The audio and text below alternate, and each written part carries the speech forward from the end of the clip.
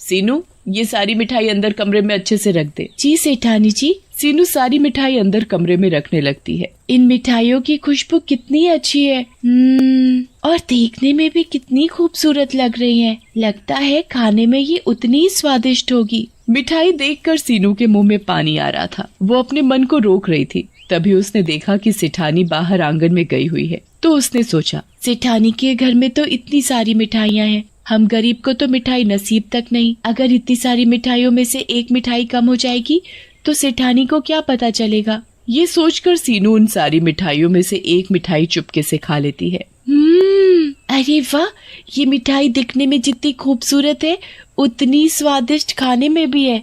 ऐसा करती हूँ, एक और मिठाई चुपके से खा लेती हूँ। इतनी सारी मिठाइयों में एक और कम हो जाएगी तो सेठानी को क्या पता चलेगा। फिर सीनू उन सारी रखी मिठाइयों में से एक और अलग तरह की मिठाई खा लेती है।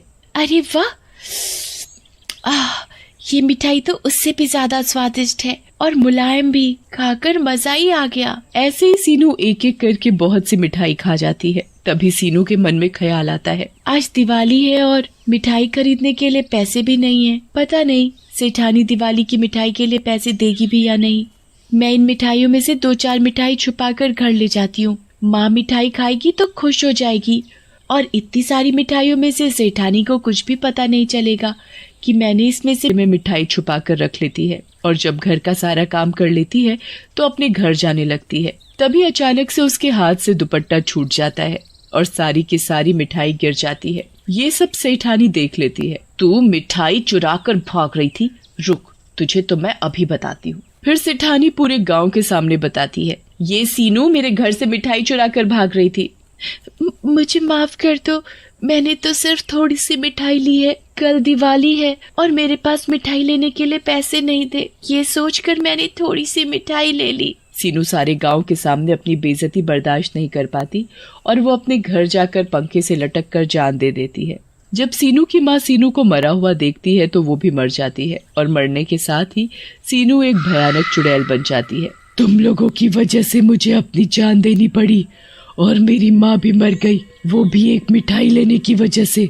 अब मैं तुम सभी गाँव वासियों को मिठाई खाने के लिए तरसा दूंगी। और फिर ऐसे ही 1 साल बीत जाता है और फिर दिवाली का दिन आ जाता है। गांव के सभी लोग दिवाली की तैयारियों में लगे हुए थे।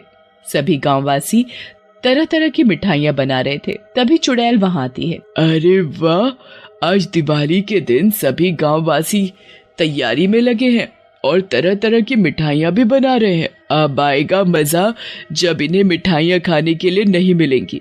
और फिर जब सभी लोग अपने अपने काम में लगे हुए थे तो चुड़ैल छुपकर सभी गांववासियों की मिठाइयाँ चोरी करके खा जाती है। अरे वाह, मिठाई खाकर तो मजा ही आ गया और जब इन्हें मिठाइयाँ नहीं मिलेंगी तब तो मुझे और भी मजा आएगा।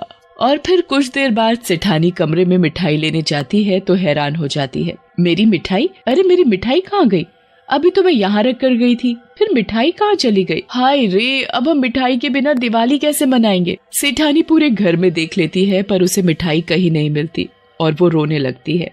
हाय रे, मेरी मिठाई ना जाने कौन चुरा ले गया। चुड़ैल सेठानी को रोता देख बड़ी खुश होती है। मुझे मिठाई चोर बोला था ना, मैं भी देखती हूँ कि तू दिवाली पर कैसे मिठाई खाएगी। ऐसे गांव के सभी घरों की मिठाई चोरी हो जाती है।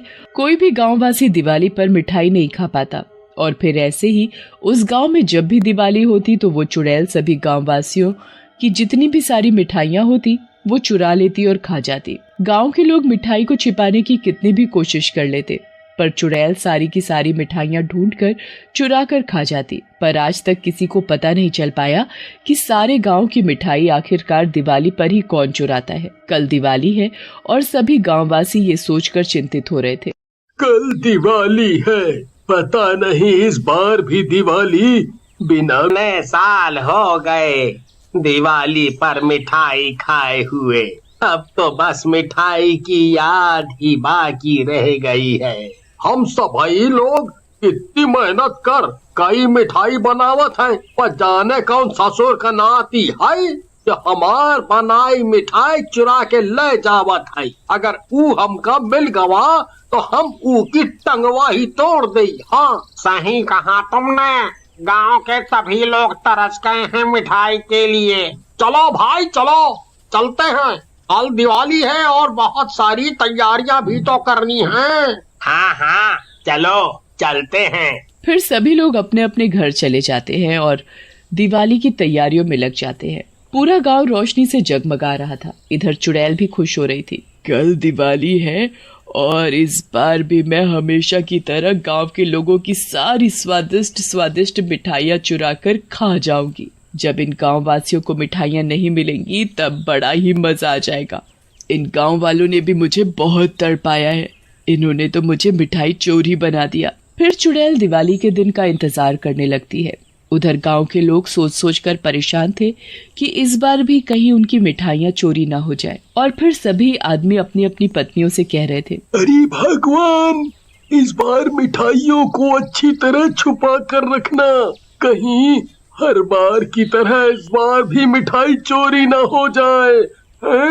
अरे मैंने मिठाई ऐसी जगह छुपा कर रखी है उसे कोई भी नहीं ढूंढ पाएगा। फिर उस आदमी की पत्नी मिठाई को भूसे के अंदर छुपा कर रख देती है। गांववासी भी अपनी अपनी मिठाइयों को छुपा कर रख देते हैं और अपने काम में लग जाते हैं। चुड़ैल उन सभी गांववासियों की मिठाइयाँ ढूंढ कर खा जाती है। अरे वाह, मिठाई चुरा कर खाने का तो मजा ही अलग है। गांववासी पूजा करने के लिए जब मिठाई देखते हैं, अरे मेरी मिठाई, मैंने तो मिठाई को ताले में बंद करके रखा था, तब भी मेरी मिठाई चोरी हो गई। हाय राम, मेरी मिठाई। तभी वो औरत भी भूसे से मिठाई निकालने लग जाती है। अरे अरे मेरी मिठाई, मैंने तो इसे भूसे में छिपा कर रखा था। फिर कौन सत्यानाशी मेरी मिठाई चुरा कर ले गया। अब मैं बच्चों को मिठाई कहाँ से खिलाऊंगी, क्या दूंगी। चुड़ैल मिठाई के लिए सभी गांववासियों को रोते देखकर बड़ी खुश हो रही थी। अब आया मजा। सभी गांववासी मिठाई चोरी होने की वजह से बड़े दुखी होते हैं और आपस में कहते हैं, समझ में नहीं आ रहा कि आखिर दिवाली पर ही कौन हमारी मिठाई चुरा कर ले जाता है। तुम सही कह रहे हो भैया। तभी गांव की एक औरत कहती है, मुझे तो किसी भूत प्रेत का साया लगता है। हम सब ने अपनी मिठाइयों को कितना छुपा कर रखा, फिर भी वो चोरी हो गई। तुम सही कह रही हो। हम सबको पुजारी जी के पास जाना चाहिए। अब तो वो ही हमारी मदद कर सकते हैं। और फिर सभी गांववासी और सेठ सेठानी भी पुजारी के पास जाते हैं। पुजारी जी, पता नहीं कौन हर दिवाली पर हमारी मिठाइयाँ चुरा कर ले जाता है, जिसकी वजह से हमारी है। हम दिवाली पर मिठाई खाएबे का तरह दिवाली फीकी रह जाती है। गए हैं, भला बिना मिठाई के भी कौनो दिवाली होती है। इस गांव के ऊपर एक चुड़ैल का साया है और वो ही तुम सबको परेशान कर रही है। वो ही तुम सबकी मिठाइयाँ चुरा कर खाती है। पुजारी जी, हमें उस चुड़ैल से बचा लो, जिसकी वजह से हम सभी दिवाली बिना मिठाई के मना रहे हैं। पुजारी जी अपनी आंखें बंद करके मंत्र शक्ति से चुड़ैल को अपने सामने बुलाते हैं। ए पुजारी, क्यों बुलाया मुझे? क्या तुझे अपनी जान प्यारी नहीं है? तू इन गांव वासियों को क्यों परेशान कर रही है? क्यों इन गांव वासियों की मिठाइयाँ चुरा कर खाती है?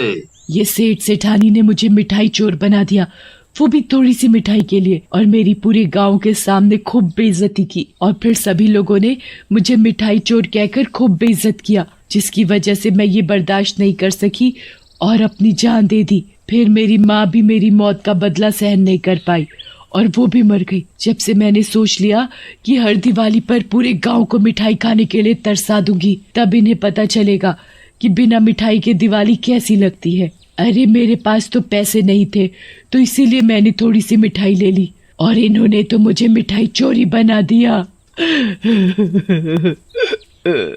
फिर चुड़ैल बहुत रोने लगती है। माफ कर दे इन्हें। फिर सभी गांववासी और सेठ सेठानी चुड़ैल से माफी मांगते हैं। सीनू, हमसे गलती हो गई, हमें माफ कर दे। आज के बाद हम किसी भी गरीब के साथ ऐसा नहीं करेंगे और सब अनाथ और गरीबों को दिवाली पर मिठाई बांटा करेंगे। फिर पुजारी लोटे से गंगा जल चुड़ैल पर डालकर उसे